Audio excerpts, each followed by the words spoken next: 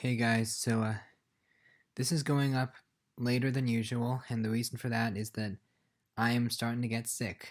So on top of everything else, I'm just really under the weather today, and it's going to be difficult to get all these Oscar prediction videos out, especially considering how we're getting to some really tight categories, but I'm going to try. We got like a week left until the Oscars, and that's why this is so late, and I'll try and make up for it, but I don't know, man. I'm just gonna. We're talking about best documentary today, and I'm just gonna get this over with as fast as possible. Documentary is a really tight category because when they announced the nominations this year, not only did they snub what everybody assumed was the number one of the year, Won't You Be My Neighbor, they also snubbed everybody's number two of the year, which was Three Identical Strangers. So now we're left with five that are not, were never in the best position to win, and now one of them's gonna win. But anyway, with all that being said, here are the nominees. Fifth most likely to win is Of Fathers and Sons. Now, I actually have the synopsis for this movie and all the nominated movies, and the synopsis for this film is: documentarian Talal Durki returns to his native Syria and gains the trust of Abu Osama, a founder of the al-Qaeda-affiliated al-Nusra Front.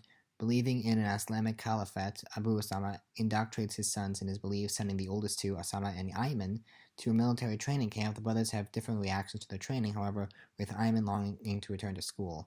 So from what I can gather, this is a documentary that's also a foreign language film, which kind of disqualifies it right there.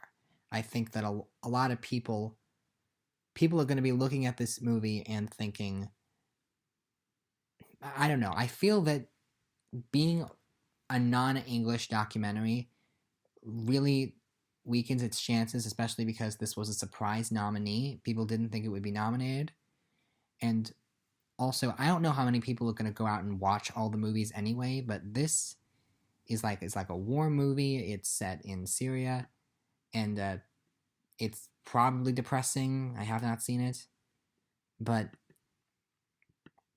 I don't know, just something about this makes me feel like it's number 5. I feel like Middle East, those type of movies, like, we're past that in a way, in terms of what Oscar voters find to be relevant, and mainly the fact that it's a non-English language movie. Oscar voters are going to have a hard time reconciling with that in this category. Fourth most likely to win is Hale County This Morning, This Evening. So, the synopsis for this one, I'm going to go up a bit. I believe the dreams and everyday experiences of friends Daniel and Quincy, and also those of Boozy, the mother of Quincy's children, are depicted as they go about their lives in Hale County, Alabama. Also explored is the idea of how the Southern African American experience can be depicted on film. So just, here's a poor, lower-class black family living in racist Alabama, and here's the struggles that they face. That's what I'm getting out of this, and I don't know if there's anything, obviously I haven't seen it, but I don't know if this documentary is going to have anything that's going to appeal to a wide variety of people. A lot of people have seen this type of story before, so I'm not sure what it is about this particular story, because this was kind of a surprise to even get nominated. Well, the bottom two were definitely surprises because we predicted Won't You Be My Neighbor and Three Identical Strangers, which Three Identical Strangers definitely would have been the front runner if it had been nominated, but you just knocked out your top two contenders right there. And honestly, this particular movie, I don't know, it just feels like a token nominee. I don't want to say that word, but it feels like this is the one about racism. And it's very rare that the ones about racism win because maybe it's all about the most pressing issue that the documentary focuses on. But sometimes it's not about an issue at all, as you'll see with some of the other nominees. But anyway, I don't think that this particular movie has a very good chance of winning. Now, let's move on to third most likely to win, which is Minding the Gap. The synopsis is, as he films his fellow skateboarders over the years, Bing Liu wonders why so many of them have experienced contentious relationships with their fathers. As he focuses on friend Zach, who's about to become a father himself, and Kiri, who is grappling with his racial identity, Liu realizes he must resolve his feelings about his own abusive childhood. So this one, I don't know, it feels more like a... Actually, this... Did they swap the title and synopsis for of Fathers and Sons? Because that feels like what this movie is about. But I don't know. I've heard very, very good things about it, and it was a contender in the nomination phase. Like, it was one of the top 5 that we all assumed was getting on, and 2 were left off. But I feel that this makes a solid case for number 3, because it's gotten really good response, and because it's something that a lot of people, unfortunately, can relate to. But I don't know. I feel that it definitely stands a chance, and honestly, given how close number 1 and number 2 are in this category, Minding the Gap always has a shot at getting the win because of vote splitting with the top 2. Like, that's always an important thing to consider in any race where the number 1 and number 2 are so close, is that the 3 can benefit and come in from behind. So you could totally predict Minding the Gap to win this, and I wouldn't blame you.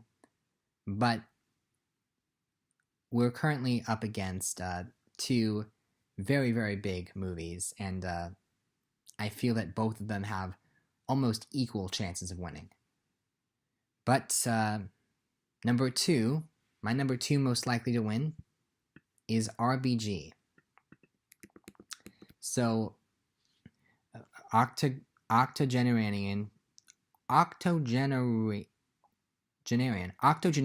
Bader Ginsburg, who was sworn in as a Supreme Court Justice in 1993, had spent a prior legal career battling laws that allowed gender discrimination. Supported by her devoted husband, a fellow lawyer, and their 2 children, Ginsburg becomes renowned for tireless work ethic, liberal outlook, and keen intellect.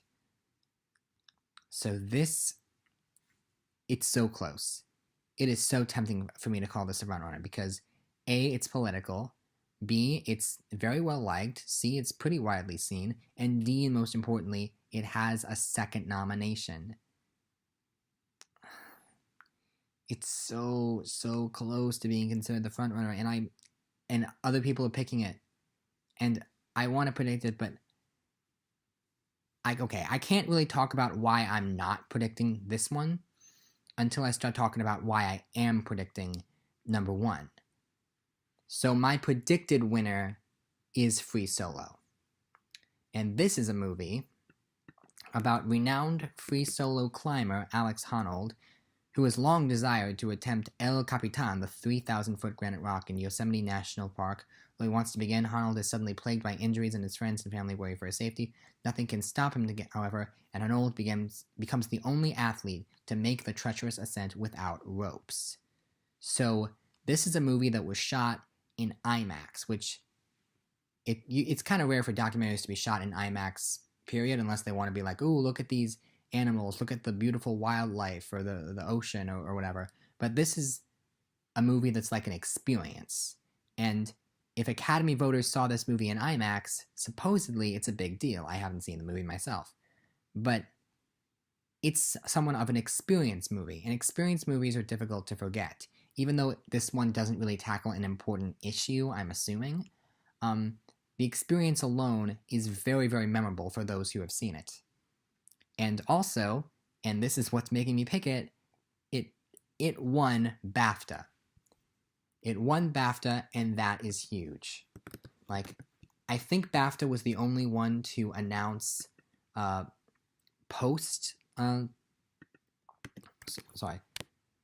think BAFTA was the only one that announced its win post Oscar nominations when we found out that Won't You Be My Neighbor and Three Identical Strangers were not nominated. And we needed to figure out which one was going to win, and they gave it to Won't You Be My Neighbor. Yeah, I'm just talking. I'm looking this up now, actually, because the PGA Awards, those, like, Like, okay, which one? Okay. Oh, Won't You Be My Neighbor won PGA. Okay, what about DGA? I'm just looking it up now because I'm pretty sure that it won something else, but I can't say 100% sure, but it won BAFTA. Oh wait, DGA gave it to Three Identical Strangers, so that doesn't help either. But you know what? This has BAFTA, this has a guild, this has a precursor, and so I feel good going for it because I don't know what else to say. Every other guild gave it to Won't You Be My Neighbor or Three Identical Strangers, and it's either, do I give it to the movie that won BAFTA or do I give it to the movie that has a second nomination? And it's a genuinely tough category. Or do I give it to the number 3 that might win because of a vote split? It's legitimately tough. I cannot blame you on any of those choices. Or even if you want to choose Hale County or the other one, of Fathers and Sons, just because you think the vote split might go that far. Fair enough. I have no idea. Clearly, I couldn't predict that the top 2 contenders were both going to be snubbed. So maybe we just can't predict this category. But then again, it is the whole branch of the Academy that votes and not just this member. So, but that might give the edge to RBG2 because more of them have probably seen that movie because of the song. I don't know. It's tight. But my official prediction is Free Solo, and I am probably going to stick with that until Oscar night. So that is my prediction. Tune in tomorrow. Hopefully I'll have a video up, and see you later. Bye.